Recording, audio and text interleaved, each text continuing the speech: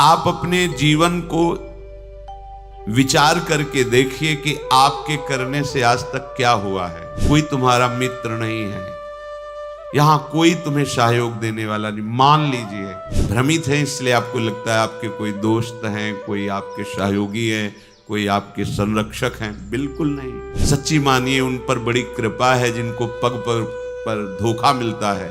दुनिया में लाखों का मेला जुड़ा, हंसा जब जब उड़ा। तो इस बात को पकड़ो ना यार। प्रभु से केवल एक ही प्रार्थना करो, यदि तो इस बात की पूर्ति प्रभु उसी समय प्रार्थना करते ही शुरू कर देते हैं। दया में प्रभु कितनी अपार कृपा की आपके ऊपर। मनुष्य शरीर साधु समागम श्रीधाम वृंदावन में दुर्लभ बात है। आप अपने जीवन को विचार करके देखिए कि आपके करने से आज तक क्या हुआ है। बिगड़ा ही है, बना नहीं है। ये इसलिए विचार कीजिए कि आप अहंकार रहित होकर प्रभु की कृपा का आश्रय लेकर हृदय से प्रभु के चरणों का सहारा ले लीजिए। बच जाओगे, दुख से बच जाओगे। कोई तुम्हारा मित्र नहीं है, यहां कोई तुम्हें सहयोग देने वाला नहीं। मान लीजिए आप लोग भ्रमित हैं, इसलिए आपको लगता है आपके कोई दोस्त हैं, कोई आपके सहयोगी हैं, कोई आपके संरक्षक हैं। बिल्कुल नहीं।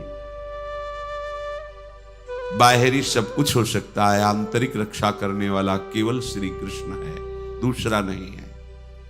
सच्ची मानिए उन पर बड़ी कृपा है जिनको पग पर धोखा मिलता है, प्रतिकूलता मिलती है, तो उनको असलियत समझ में आ जाती है। फिर वो सत्य की तरफ मुड़ते हैं, उन्हें साधु समागम मिलता है और वो सत्य में प्रतिष्ठित हो जाते हैं। आज से हमें समझना चाहिए कि भगवत कृपा पात्र हैं।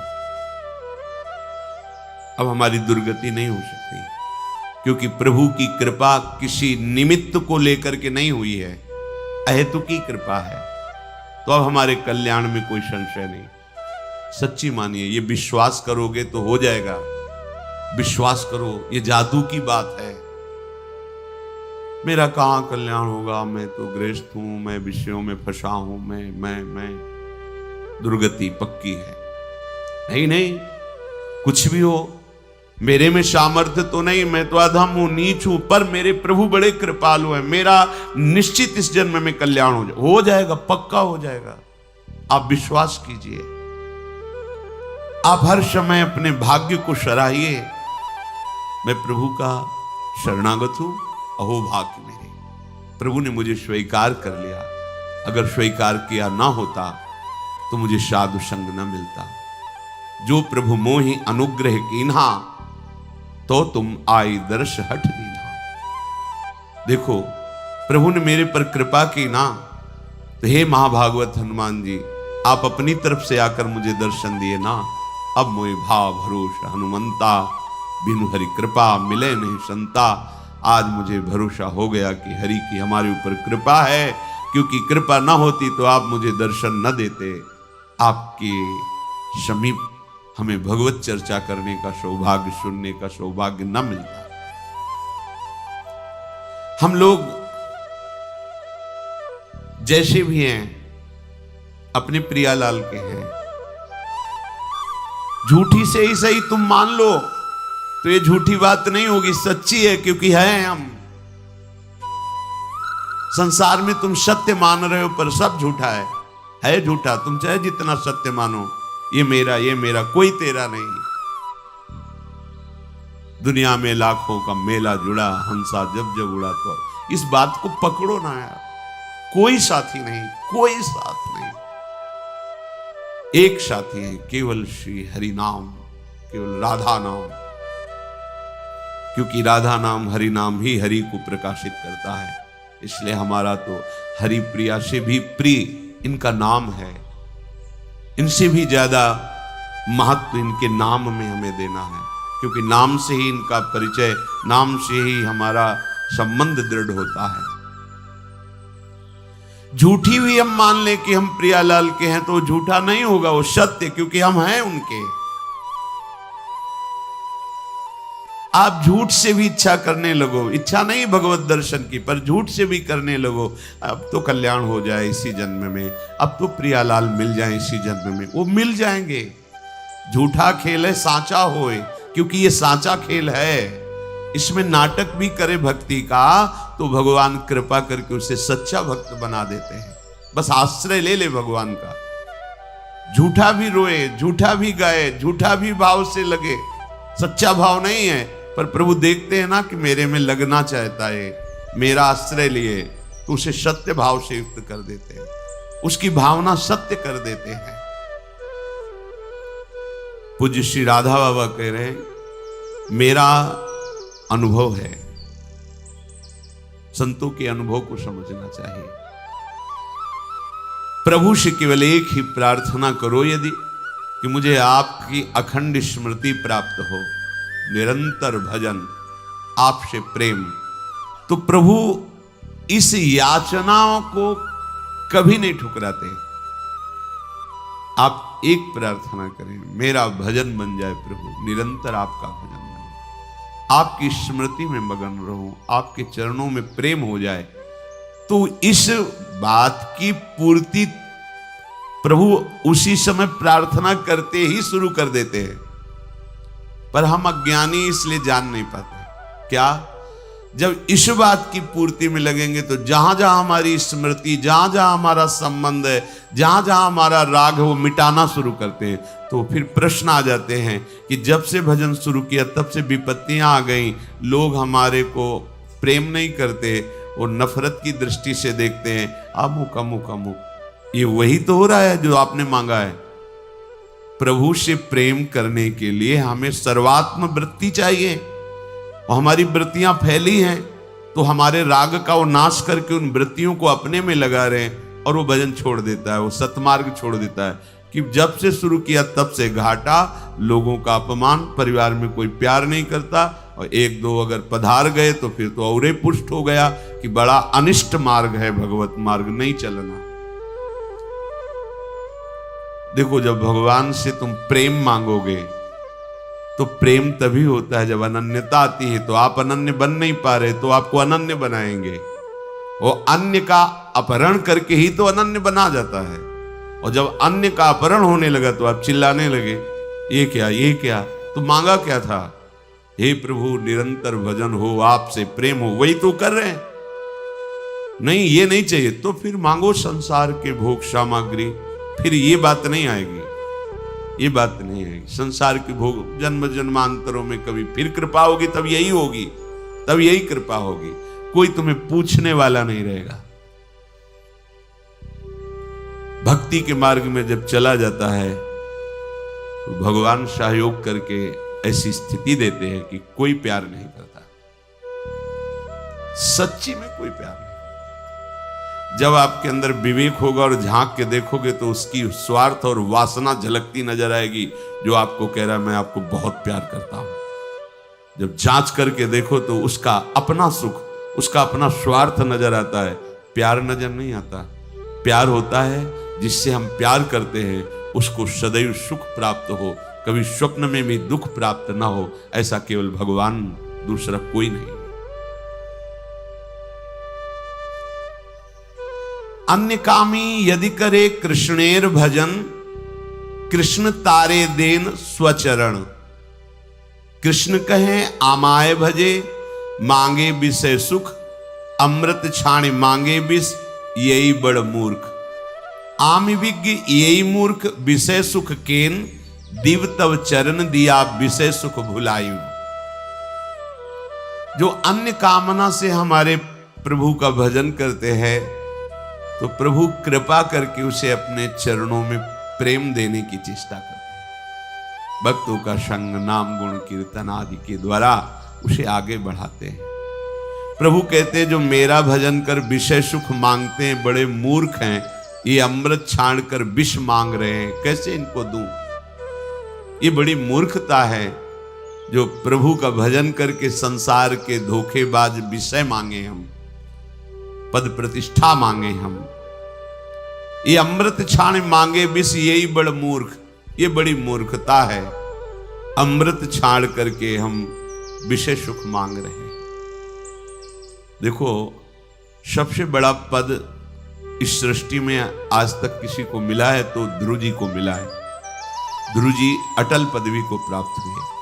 तो जब भगवान श्री हरि सामने आए और ध्रुव जी को वरदान दिया अटल पदवी का, तो ध्रुव के आंखों में आंसू आ गए और हृदय में जलन पैदा हो गई। ये मैंने क्या मांगा?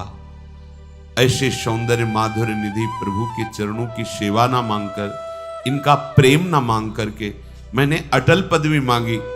उसी समय उन्होंने प्रभु से प्रार्थना की कि हे अनंत, हे भगवान, तोयि भगवत वासुदेवे मुहु निरंतरम भक्तिम प्रेम प्रवहताम सात्येन कुर्वताम अमलाशयानाम अमल आशयो एषाम ते अमलाशयाः निर्मलान्तः करणानाम महताम सताम प्रसंगः मे मम भूयात् एन भगवद गुण कथामृत पानमत्तः भवतो गुणानाम।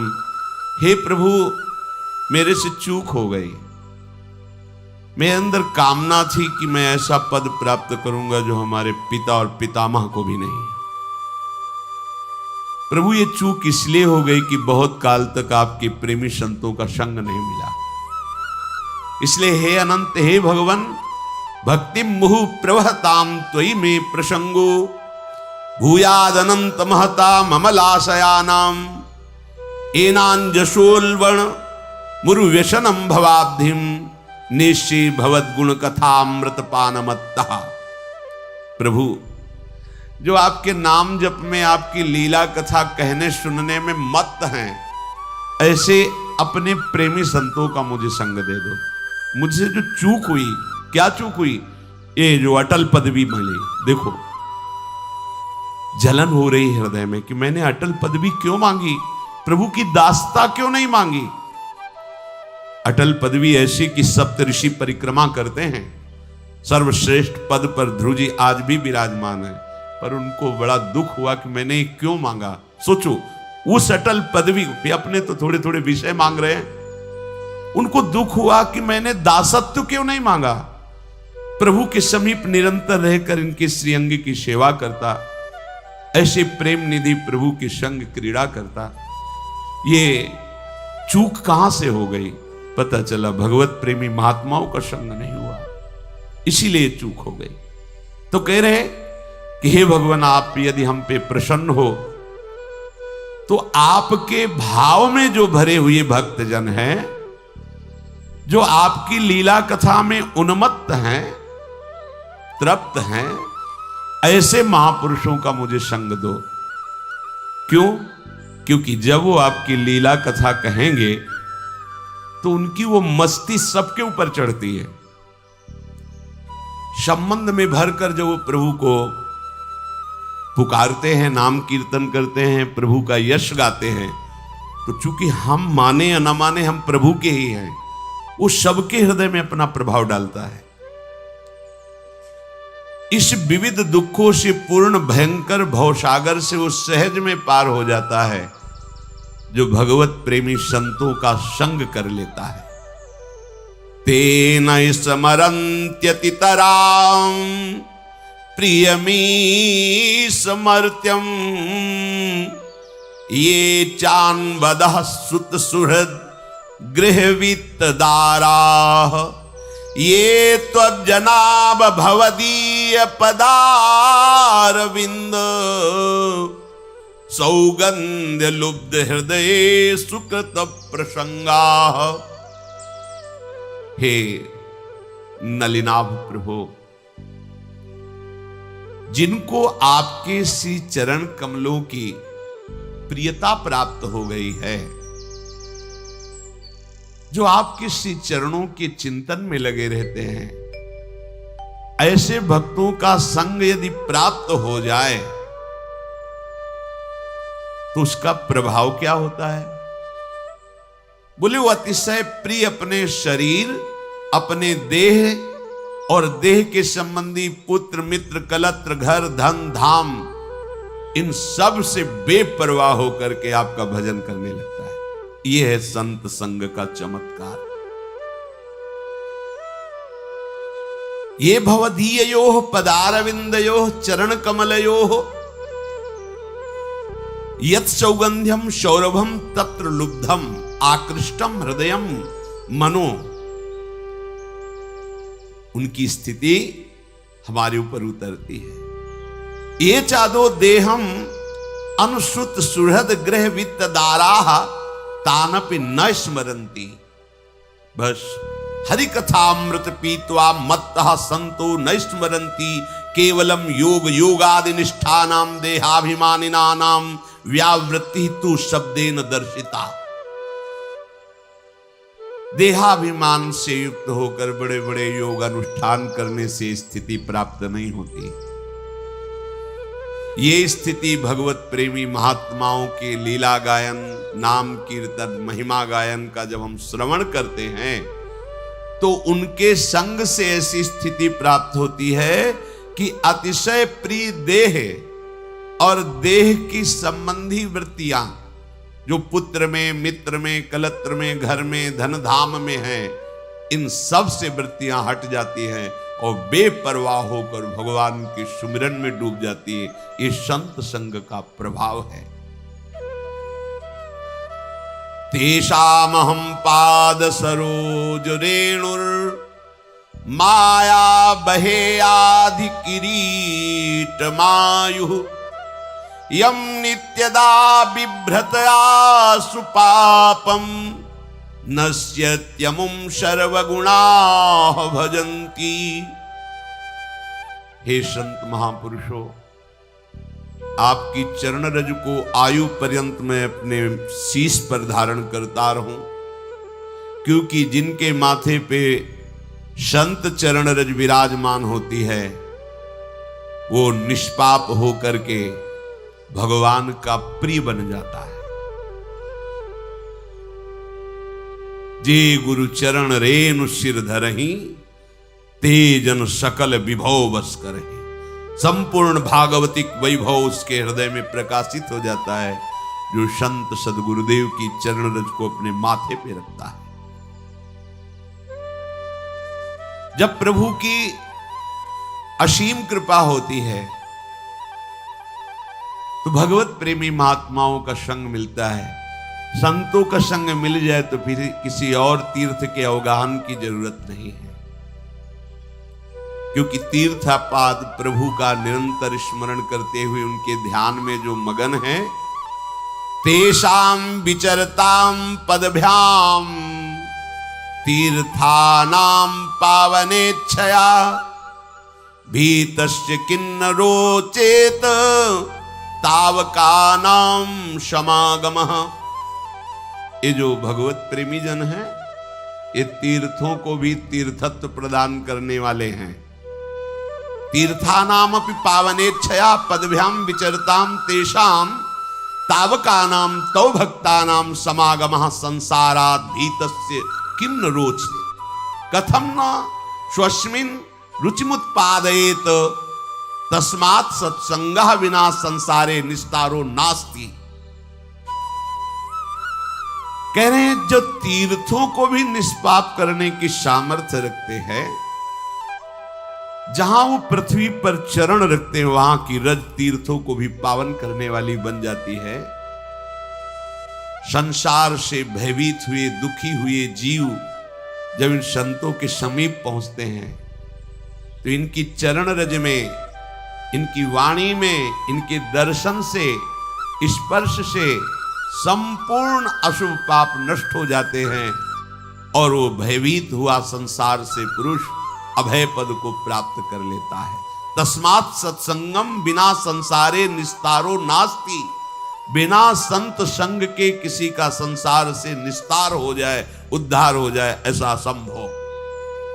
इसलिए महत्सेवां द्वार माहुर विमुक्तेस तमो द्वारम योषितां संग संगम महांतस्ते समचित्ता प्रशांता विमन्यवः सुहृदः साधवो। ये महापुरुष संत की प्राप्ति भगवत कृपा से होती है। बस उसका निर्वाह आपको करना है। निर्वाह उनकी आज्ञा का पालन, यही महत् सेवा है। महत् सेवाम द्वार माहुर विमुक्ति, महापुरुषों की सेवा साक्षात मुक्ति पद है, अर्थात आपका निश्चित कल्याण हो गया। सेवा उनकी आज्ञा का पालन, जो महापुरुषों के संतों के संग में उनकी आज्ञा का पालन करते हैं वो मुक्त हैं, जीवन मुक्त हैं, इसी समय मुक्त हैं, यह अनुभव हो जाएगा।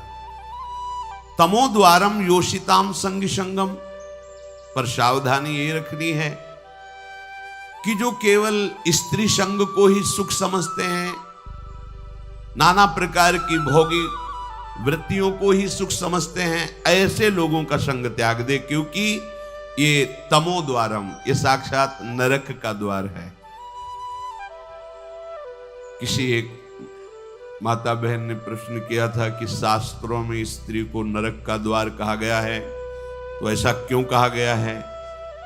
तो उसकी शास्त्रों की जो बात है उसको समझने के लिए हृदय की धरा चाहिए, भूमिका चाहिए, तो उस भाव को समझना है। जो स्त्री शरीर को भोग दृष्टि से देखता है उसके लिए कहा गया तुम साक्षात नरक के द्वार में खड़े हो, क्योंकि तुम अपराध कर रहे हो। स्त्री नरक का द्वार नहीं, स्त्री को तुमने भोग दृष्टि से देखा, ये नरक का द्वार हुआ, क्योंकि भगवान ने भी नरक के द्वार का वर्णन किया, कामा क्रोधा तथा लोभा। भगवान कह रहे काम क्रोध लोभ ये नरक के द्वार हैं।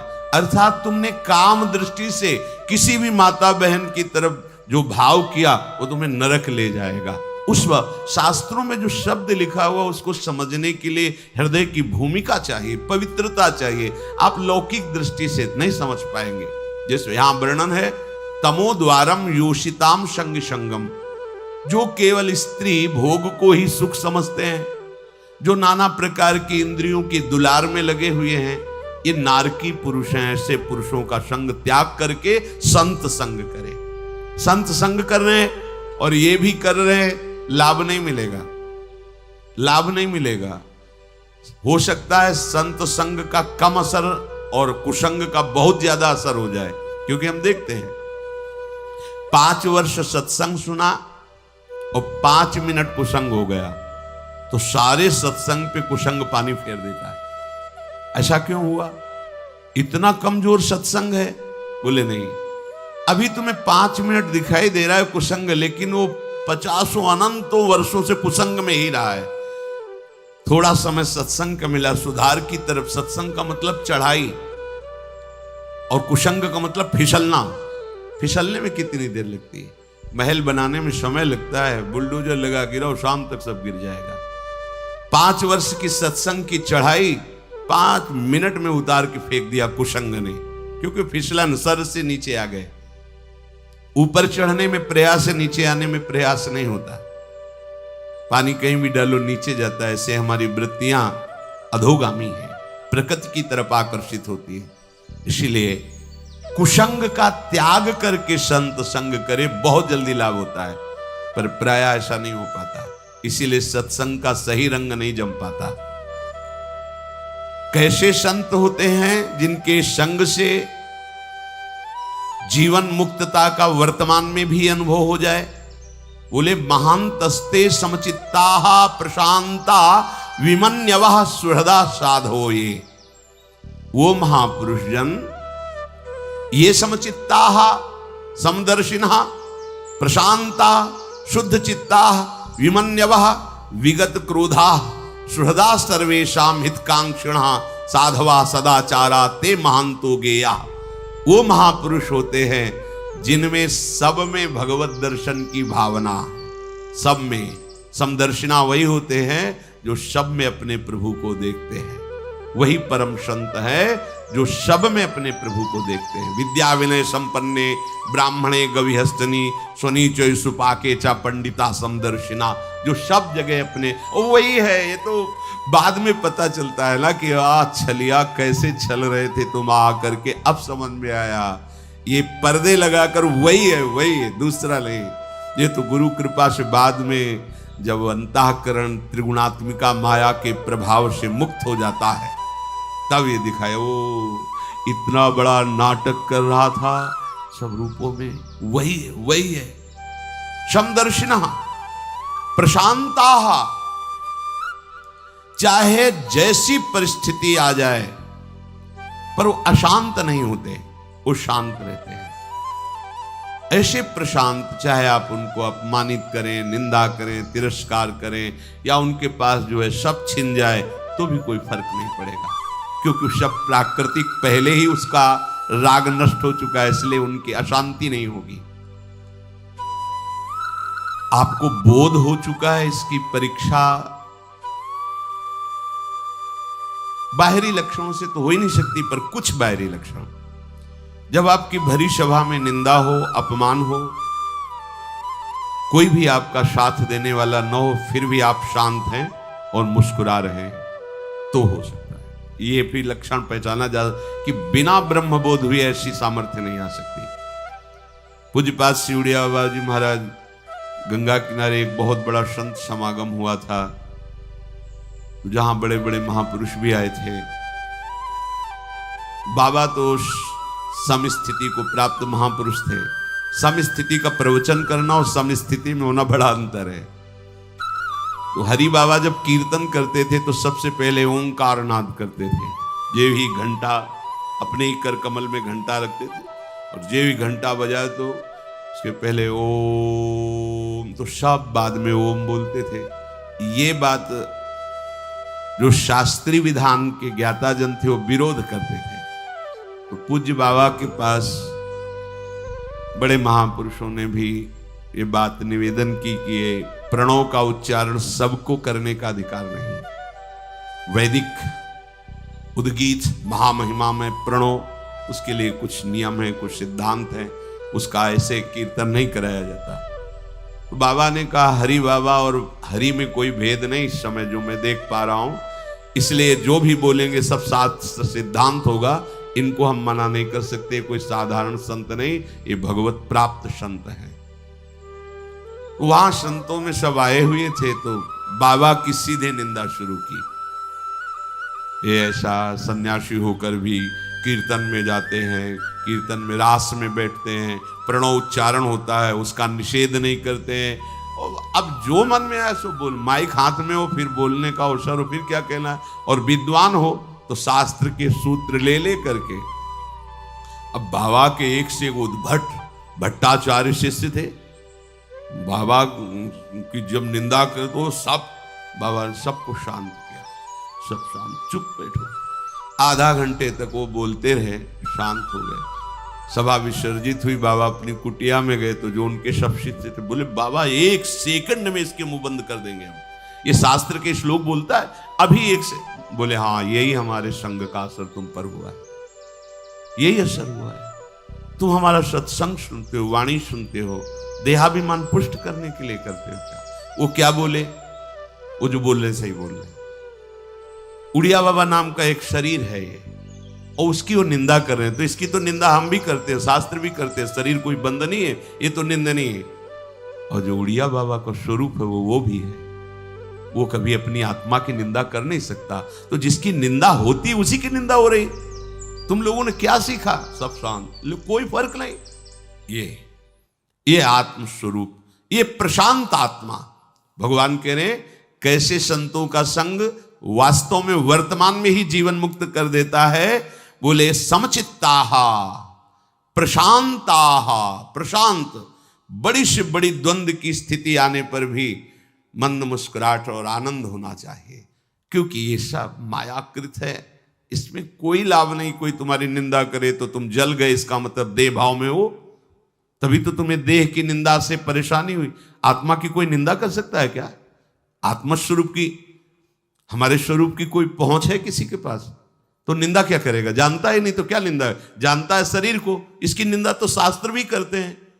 इसकी निंदा ही तो करके इससे राग रहित हुआ जाता है। अगर इसकी वंदना करेंगे तो इसमें राग बना रहेगा, राग बना रहेगा तो दुर्गति बनी रहेगी। ये शरीर ही तो दुर्गति का हेतु है। प्रशांत आत्मा, अभिमन्यवः,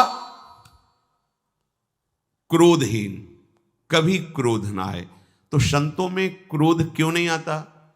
क्योंकि क्रोध की स्वयं सत्ता नहीं है, ये कामना से प्रकट होता है। अगर कामना है हमारी ये कि सब शांत बैठिए, समझिए, और अभी कोई हल्ला मचाने लगे तो अभी क्रोध आए, हे तुमको यहां का नियम पता है, शांत बैठना चाहिए, ऐसा अगर कोई भी कामना है तो क्रोध आने की संभावना है। क्रोध हम उसे ही कह सकते हैं जिसमें देह सुख को लेकर के कामना है। अगर भागवतिक कामना है और उसमें जो आता है वो अपने भजन की बचाव पक्ष या पुष्टता के लिए करता है। जैसे कोई साधक भजन कर बार बार आसपास कोई विक्षेप कर तो उसको अंदर जलन होगी। अब वो क्या करेगा, प्रार्थना करेगा या रो देगा, दो बातें हैं। उसका क्रोध प्रकट हुआ, पर वो क्रोध दो रूप में प्रकट हो। हम आपसे हाथ जोड़ते हैं, आप ऐसे बार बार विघ्न क्यों डाल रहे हैं, फिर भी नहीं माना तो रो देगा, प्रभु देख लो हमें बहुत कष्ट हो रहा, मुझे संभालो। ये साधक की बात है, सिद्ध पुरुष को लई वो उस समय और आनंदित होगा कि भगवान ने अवसर दिया अपनी वृत्ति को पहचानने के लिए। अब आनंदमय होकर के उसी स्थिति से निपट करके भजन में लगा हो, कोई